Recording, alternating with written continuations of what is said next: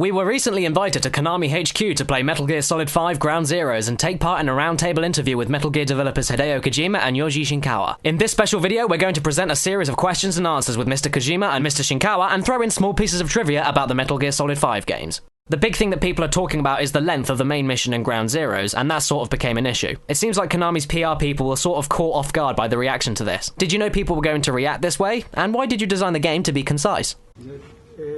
Ideally, I would have wanted to release the prologue, Ground Zeroes, and the main game, The Phantom Pain, as a set together, or at least release them at the same time. The main game is roughly 200 times the size of the prologue. Given the length and scale of the game, it was impossible for us to have it ready by the time the next generation platforms launched. We spoke to a lot of people and thought that this would be an ideal moment to release a Japanese high-end game. It wasn't necessarily a strategic move where we thought too much about it, we just wanted people with next generation consoles to experience what we were creating. We did have fears that people would think the prologue was short, but this was not originally the plan. We just wanted to give people a taste of what we're creating right now.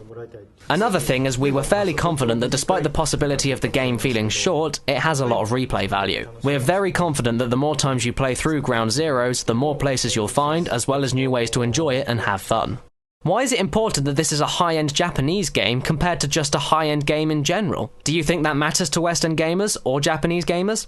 This is something that we have in Japan. People aren't playing too many PC games right now, or too many high-end games. They're focusing more on games that you can play on your smartphone, or social games. With the PS4 being launched in Japan at the end of this month, we don't have too many high-end games that were created in Japan. We have a lot of Western games. I had this fear, this concern, that in Japan, not a lot of Western music is being heard nowadays, and not many English movies are being watched. I wanted to make sure that Japanese people had something within this new generation of technology that they could relate to. We were also told that for Ground Zeroes, every soldier in the game has a unique appearance. Their faces, which are taken from real photos, only appear once per game. Besides the open world stuff, there's a lot of new gameplay elements at work in Ground Zeroes. I was wondering if you could talk about some of the games that you look to for inspiration in adding things? This might be an answer that might upset you a little bit. People are not necessarily happy when they hear my answer.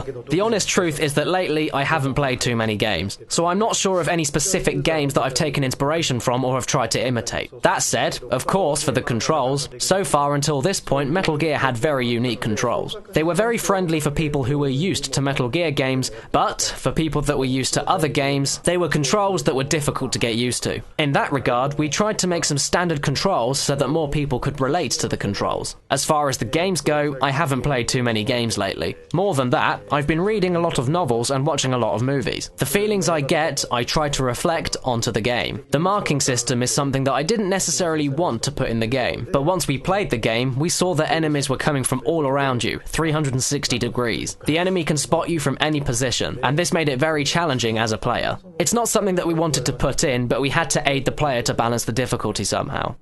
People always expect sequels to be bigger. Do you ever worry that you're raising the bar too high? That you might not be able to create a game bigger and more impressive than The Phantom Pain down the road?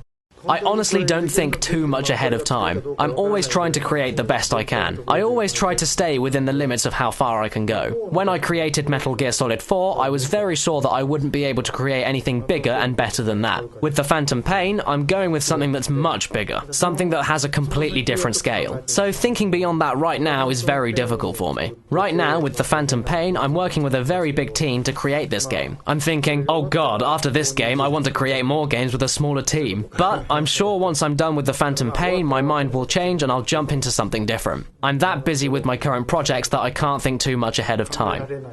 Metal Gear Solid 5 was developed under the codename Project Ogre. Kojima told Jeux Video magazine, "At the time, I couldn't even talk about the 5th episode of Metal Gear. That's why I called it Project Ogre. The name was chosen to leave clues about what would happen in the game, because there is a kind of ogre in the game."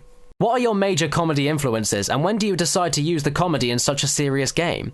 Metal Gear is a series that puts a lot of stress on the player for extended periods of time. It makes you very tense. I used to watch a lot of Hitchcock movies. In his movies, it's very characteristic that there'll be a scary setting, but then he'll make you laugh. Then he leaps to the next scary setting, and he balances all these waves of emotions that you go through in the movies. I wanted to create something similar, in that you're not tense all the time while playing the game, trying to create a rhythm. I'm not sure if there are elements that you can laugh at, but certainly elements that will relieve the stress. And then, again, put you into more tense situations, then relieve it. Create a kind of rhythm. I tried to put in gimmicks that enable this balance. Some of the quirkier elements of Metal Gear, like knocking on the walls, the cardboard boxes, and hiding in the lockers, seems to have been removed. Why is this, and will these elements also be absent from the Phantom Pain?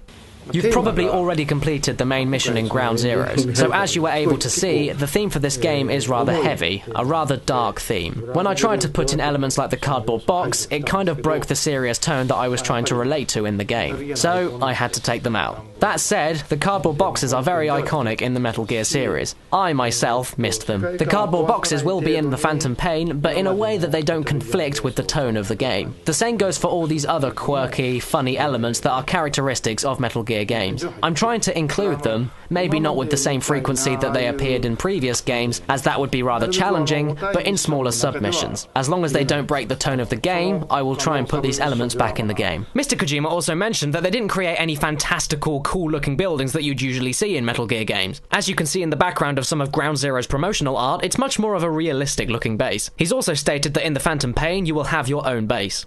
In one of the trailers for Ground Zeroes, it mentions that we're able to implement accurate spotlight lighting into the game because of the power of the next-generation consoles, and that you originally intended to have this feature in earlier games. Is there anything else that's been implemented into Ground Zeroes that you plan to implement into earlier games, but weren't able to because of technical limitations? One of the things I always wanted to achieve was to have a scrolling seamless world that keeps appearing on the horizon. This is something I've always wanted to do, and in this game we were able to put it in. Metal Gear is a stealth game, and back then on the MSX you could only have one screen at a time. But I originally wanted to have one big area where the player just searches and looks at the map, decides how to infiltrate, what strategy to take, what route to take, what equipment to take, executes the mission, and then figures out their own means of escape. This is what I originally wanted to make. A couple of other things I was able to achieve here was being able to call the helicopter anywhere you want so that you could decide when and where to escape from. Because of the hardware advantages, the physical calculations were possible to put these kinds of elements in the game. Specifically for the spotlights. All the spotlights we put into the game are made by physical calculations. It looks the same way in the game as it would look if you took an actual spotlight and spot it in a field or a park. In previous Metal Gear games we had to draw the light and the shadows by hand. Because of the power we have to work with now, we're able to shine the light using physics in an accurate way. When you look at the Metal Gear series going into the open world genre for the first time, do you see this as where the franchise needed to change, or do you see this as a new way for the series to try and change what people think about when it comes to open world games?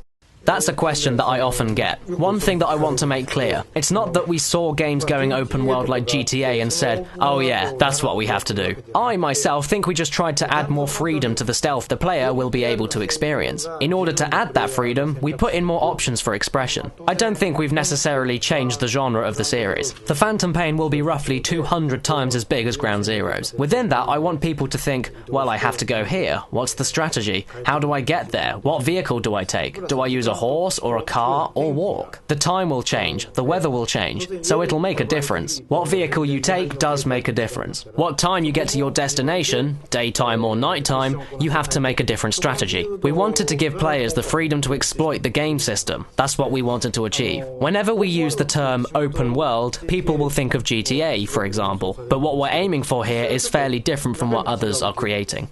The watch used in the Metal Gear Solid 5 E3 2013 trailer is a Seiko G757-5020 Sports 100. This watch is also used by Roger Moore in the James Bond movie Octopussy. You're overseeing the production of multiplayer in Los Angeles. What is the most important and biggest leap that you've noticed in terms of Metal Gear Online regarding the new open world direction?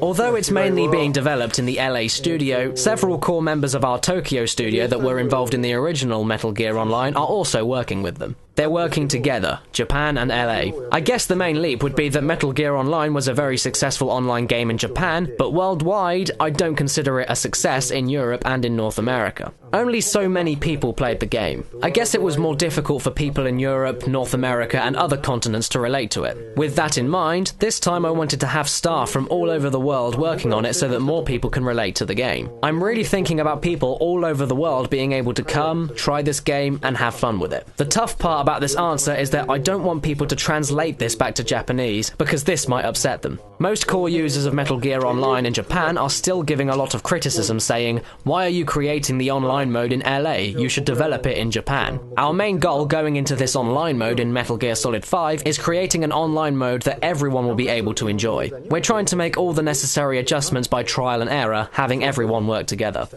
In the past, you've spoken about having sensitive or uncomfortable material and situations in Ground Zeroes and the Phantom Pain. We've seen the hospital massacre, and now we've seen everything happening at the end of the main mission. Why do you think those kinds of events are important or necessary to Metal Gear Solid 5?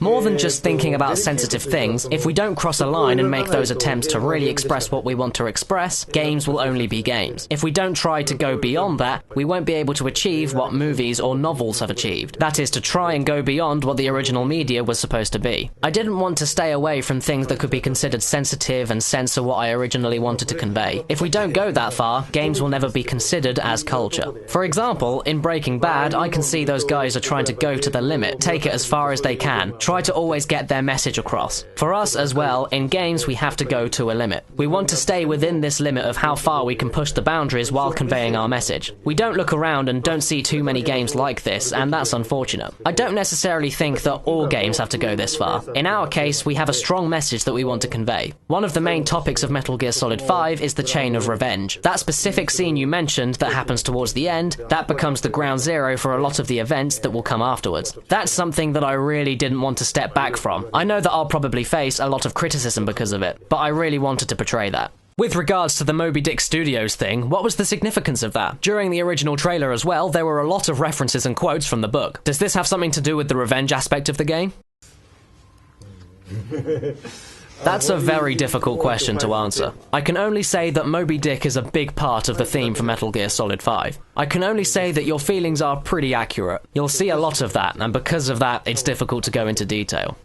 The demo that Hideo Kojima showed at GDC 2013 for the Phantom Pain starts with the words, "Okay, Ahab, time to go." A bandaged man then turns and runs to Snake, saying, "You can call me Ishmael." Snake is also revealed to have a prosthetic left arm, and in the actual trailer for the game you can see a large flaming whale. These are all allusions to the novel Moby Dick. The main character in Moby Dick is called Captain Ahab, and the first words in the book are, "You can call me Ishmael." Ahab also has a wooden leg, and he's hunting the whale that took it from him. A lot of the time when people do open world games, the games end up directionless and people get sidetracked. Metal Gear has always been a very story-driven series. How do you balance this open world aspect and story in the Phantom Pain?